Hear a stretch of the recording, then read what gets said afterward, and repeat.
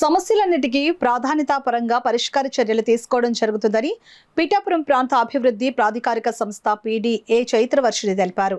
పిఠాపురంలోని పాడా కార్యాలయంలో పీడీ చైత్రవర్షిణి ఆధ్వర్యంలో ప్రజా ఫిర్యాదుల పరిష్కార వ్యవస్థ కార్యక్రమం జరిగింది. పిఠాపురం పట్టణంలోని మున్సిపల్ గెస్ట్ హౌస్ లో ఉన్న పాడా కార్యాలయంలో నిర్వహించిన ఈ కార్యక్రమానికి పిఠాపురం నియోజకవర్గం నుంచి ప్రజలు వచ్చి తమ ప్రాంత సమస్యల పరిష్కారం కోరుతూ అధికారులకు వినతి పత్రాలు అందజేశారు. పిఠాపురం పట్టణం ఏకేపీఎం హైస్కూల్ ఎదురుగా గల ధోబీ ఘాట్ స్థలంలో తెలంగాణ సాయుధ పోరాట వీరవనిత చాకలి ఐలమ్మ పేరు మీద కమ్యూనిటీ హాల్ నిర్మించాలని కోరుతూ ఆంధ్రప్రదేశ్ రజక వృత్తిదారుల సంఘం కాకినాడ జిల్లా అధ్యక్షులు కోనేటి రాజు ఆధ్వర్యంలో పాడా పీడీ చైత్రవర్షిణికి వినతి పత్రం అందజేశారు.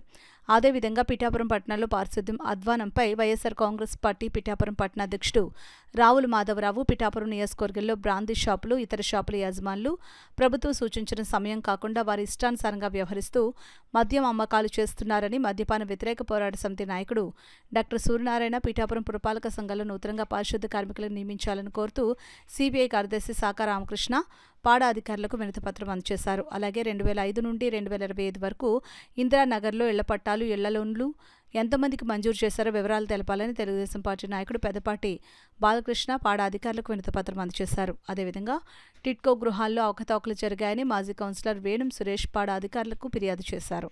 ఎందుకంటే మాకు పొలాల మధ్య వ్యత్యాసం ఎక్కువ ఉంది కాబట్టి రక్షణ చట్టం చేయాలని అది కూడా ఇచ్చాం. అదే కాకుండా చెరువుల మీద మరి 343 జీవో ప్రకారంగా మాకు జీవో ఉంది. ఆ జీవో ప్రకారంగా ఆ చెరువులకి పూర్తి హక్కు కల్పించాలని చెప్తే మేడం గారు నేను జీవో తెప్పించి ఖచ్చితంగా మీకు న్యాయం జరిగేలా చేస్తానని హామీ ఇచ్చారు. ఇవే కాకుండా సబ్బులు సరుకులు ఇవన్నీ కూడా ముడిసరుకు కూడా మాకు సొసైటీల ద్వారాగా ఇవ్వాలని కోరాం.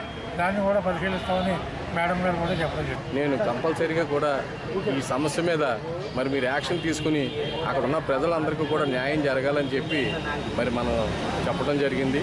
శానిటేషన్ విషయంలో కానీ వాటర్ విషయంలో కానీ చాలా ఇదిగా ఇమ్మీడియట్గా కూడా చర్యలు తీసుకోవాలి.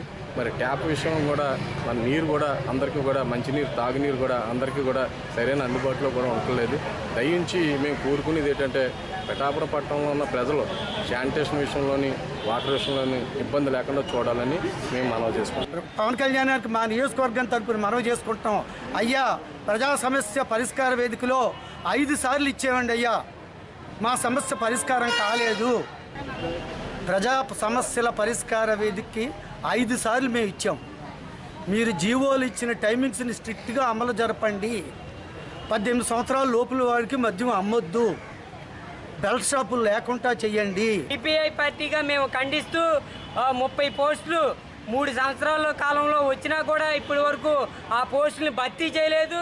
తొందరలోనే ఆ పోస్టులు భర్తీ చేయాలని సిపిఐ పార్టీగా మేడం గారికి వినతిపత్రం ఇవ్వడం జరిగింది. అది ఈ మేము ఇచ్చిన అర్జీని పరిశీలించి సిబ్బంది భర్తీ చేయాలని సిపిఐ పార్టీగా డిమాండ్ చేస్తూ ఉన్నాం. సిబ్బంది కొరత వల్లే పట్టణంలో పారిశుద్ధ్యం కుంటుబారుతూ ఉంది.